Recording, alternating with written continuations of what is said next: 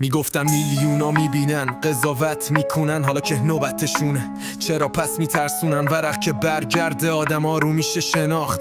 انکار خطاهاتون شیطون ترتون ساخت. زور میزدین میکوبیدین میکردین حذف، قصه میبافتین میچیدین تله و حرف. حالا که گیر کردین تو آتیش و دود و دم، ببخشید که پا به پات گریه نمیکنم.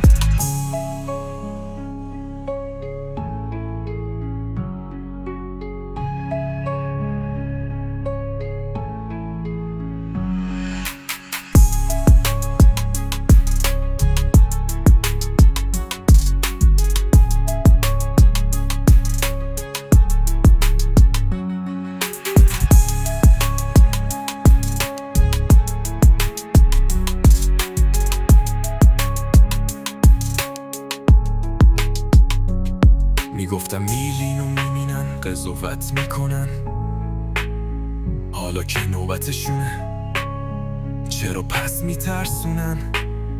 ورق که برگرده آدم ها رو میشه شناخت. انکار خطاهاتون شیطون ترتون ساخت. زور میزدین میکوبیدین میکردین حذف، قصه میبافتین میچیدین تله و حرف. حالا که گیر کردین تو آتیش و دود و دم، ببخشید که پا به پات گریه نمیکنم.